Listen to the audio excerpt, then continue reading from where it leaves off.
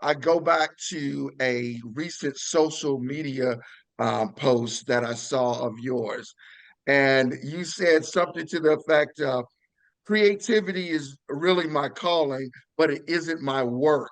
What I'm here to do is to help people get better at what they believe is their calling, right?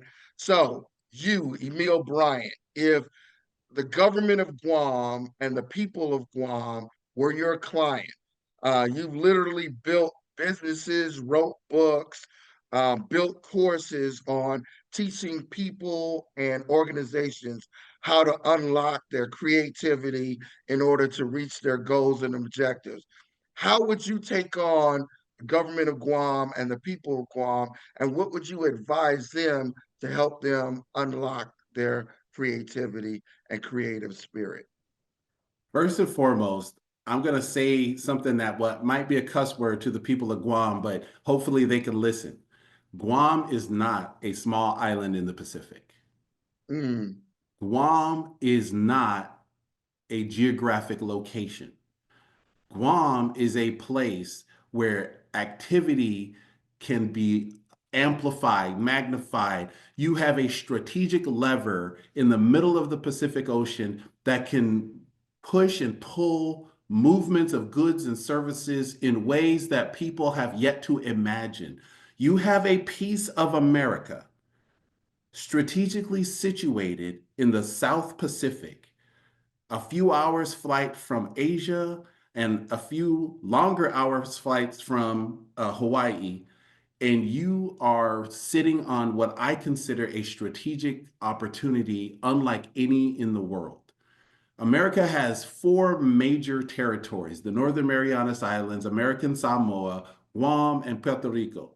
Puerto Rico will take off the list because it's in the Caribbean. That leaves three in the Pacific. Guam is the most built up of those three. So those mm, pieces of America, and that's how I want us to think. Instead of a small island in the Pacific, want to think pieces of America, because for strategic purposes, you have an American presence sitting right there.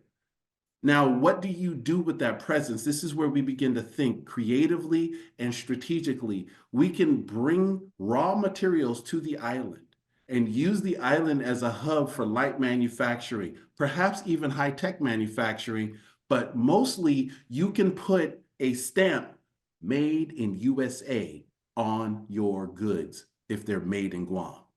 That counts. And that's an amazing opportunity that I think Guam needs to develop.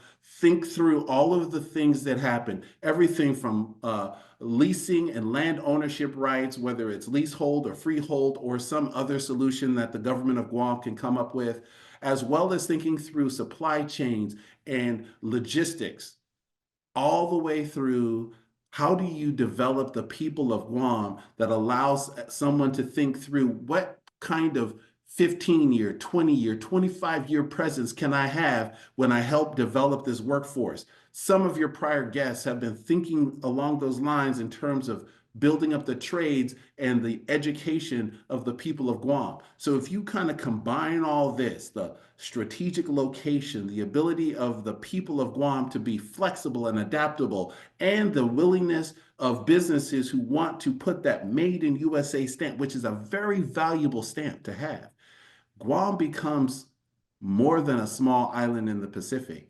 It becomes one of the most strategic levers the United States has to bring business in and to develop business going forward.